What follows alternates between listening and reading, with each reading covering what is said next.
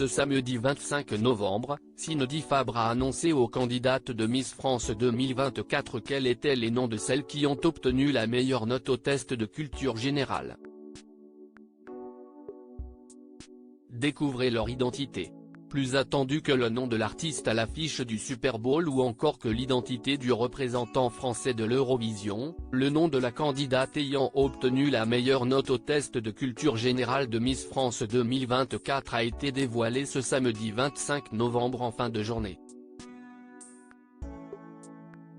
La veille, les 30 prétendantes à la couronne ont passé 1h30 à être interrogées sur des thèmes aussi divers que l'actualité, l'histoire-géographie, l'environnement et la logique.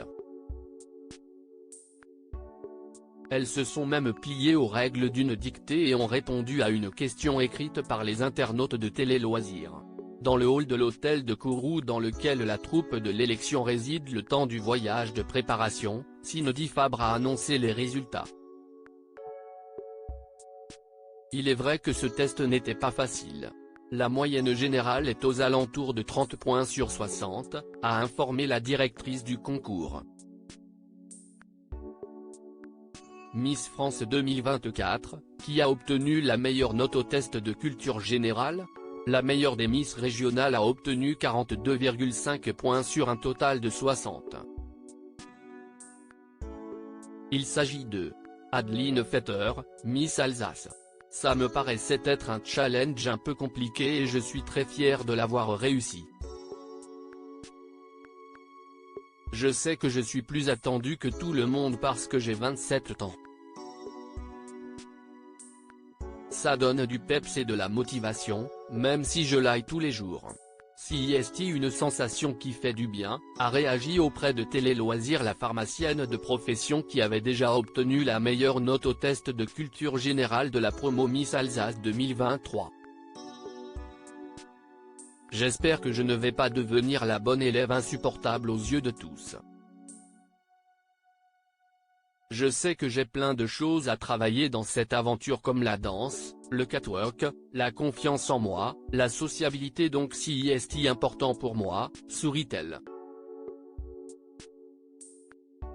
Quelles sont les candidates de Miss France 2024 en tête des résultats du test de culture générale? Sur la deuxième place du podium se trouvent deux candidates, arrivées ex-aequo avec un score de 40 points, Agathe Toulieu, Miss Limousin et Elisa Kilina, Miss Roussillon. Au moment de l'annonce du résultat, elles se tapent dans la main. C'était compliqué quand même.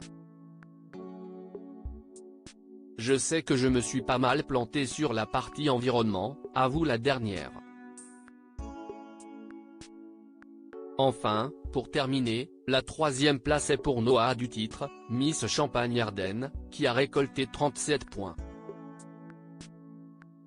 Je suis moi-même étonné, je ne m'y attendais pas. Je suis très fière, s'est-elle réjouie.